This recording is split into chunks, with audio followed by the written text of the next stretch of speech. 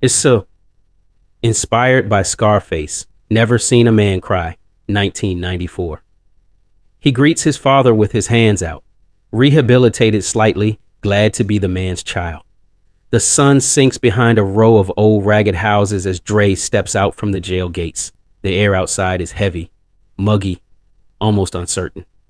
For a moment, he just stands there, letting that weight press against him, letting freedom seep into his bones. The world is different since he's seen it last. When Dre stepped off the bus, the whole city felt smaller. Or maybe he had grown, aged, sharpened, carved down by 7 years behind bars. He walked toward the one house on Ashbury Street that hadn't changed, carrying nothing but a paper bag and a fragile piece of hope.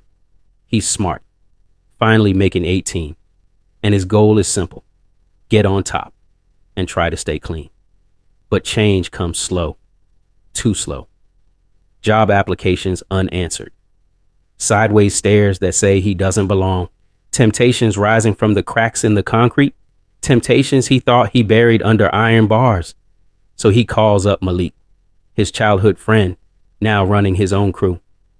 Malik looks like he made it out. Nice car, flashy clothes, but nothing free lasts long, and nothing fast ends soft.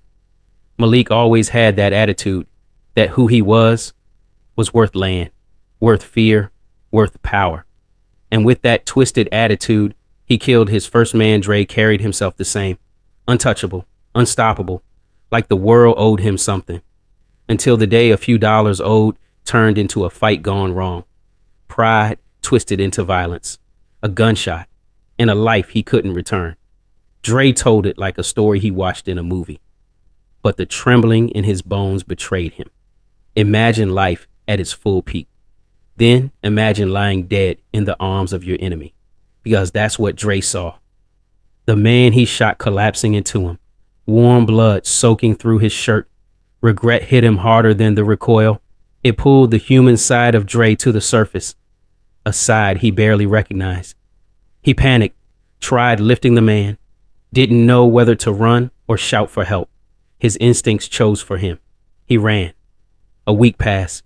Dre hid with regret in his throat and fear in his stomach.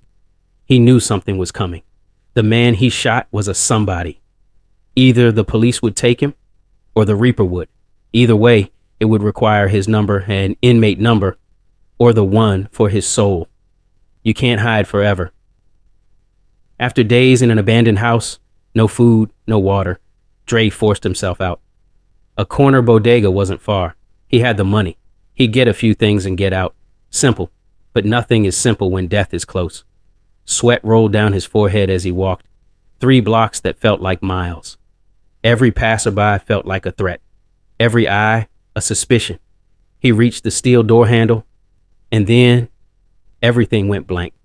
Total darkness and ease becoming all one. His ears rang. His vision flickered. The heat of his own blood slid down his face. The Reaper had come. With karma and retribution, Dre had been shot. I hear you breathing, but your heart no longer sounds strong. His pulse weakened. His breaths shortened. And even with all his fearless ways, he tried to fight the journey every man must take. But you can't fight it. Not forever. Dre died where he fell. On the sidewalk, beneath streetlights that didn't even flicker for him. His spirit slipped free. His body stiffened, rigor mortis setting in as officers and medics gathered around what he used to be. But Dre wasn't there anymore. He stood in the bright light of eternity, feeling strangely out of place, a lifetime of wrongs echoing around him, and yet he felt peace. Dre patched things up with God in those final breaths. He accepted the next step. He wasn't afraid anymore.